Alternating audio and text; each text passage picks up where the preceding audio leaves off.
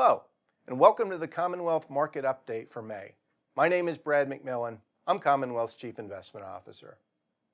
In April, we actually had a good month in the financial markets. Not a great month, but a good one, and after 2 bad months, I'll take that. U.S. markets were up, developed markets around the world were generally up, and even though emerging markets didn't do as well, nonetheless they did better than they have been doing. So there was improvement across the board. This was encouraging because when we look at the past 2 months, the question is this an ongoing trend? And the answer seems to be no, we actually are bouncing back.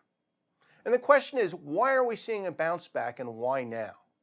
And the answer is the fundamentals are actually quite good. When we look at company earnings, for example, we're seeing earnings grow not only at a very strong rate, which we expected, but we're actually surprising to the upside to a degree we've never seen before since data has been collected. So not only did we expect great things, we're doing even better than that. And you could argue that the earnings growth is coming largely from the tax cut. And there's some truth to that. And there's a concern there that, well, okay, maybe this is just from the tax cut. But the good news goes beyond the earnings growth because we're seeing exactly the same effect at the sales level.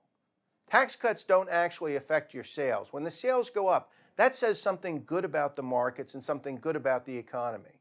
And just as with earnings, not only did analysts expect sales to do very well, which they are, but they're doing better than expected, and they're doing better to a degree that, again, we've never seen before since the data has been collected. In other words, not only are we doing very well, we're doing much, much better than expected, and that's great. Will it continue? Well, when you look at the economy, there's reason to believe it might. We had a bit of a pullback in the first quarter. A lot of things slowed down. Economic growth as a whole dropped to 2.3%, down from 2.9% in the last quarter of last year. Now, yes, that's a pullback, but it wasn't nearly as bad as expected. And actually, if you look at the year-on-year growth rather than just the quarterly number, we're still at the highest level we've seen since 2015. That says to me there's a lot of momentum there.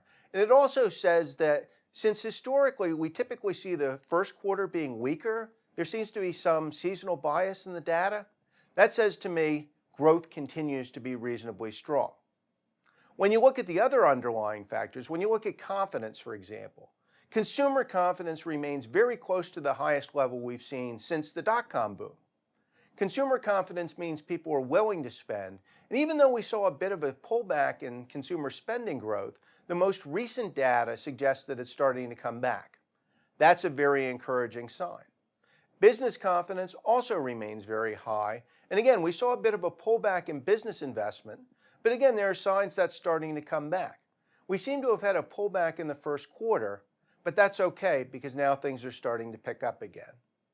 So when you look at the fundamentals, when you look at the corporate fundamentals, when you look at the economic fundamentals, actually things are a lot better than they might seem, and they look to even get better going forward.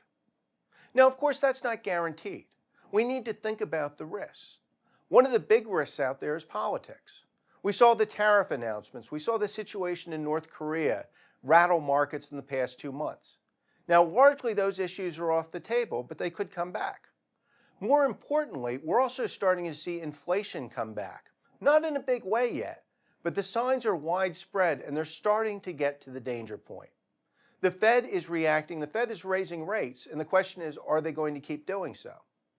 They probably are. Given where inflation is and where it's going to, they're going to have to, and that's going to act as a headwind. But for the moment, conditions remain good and markets are reflecting that. Moreover, chances are we'll continue to see conditions good for at least the next couple of months. With that said, I'll talk to you about it next month, and thanks for watching.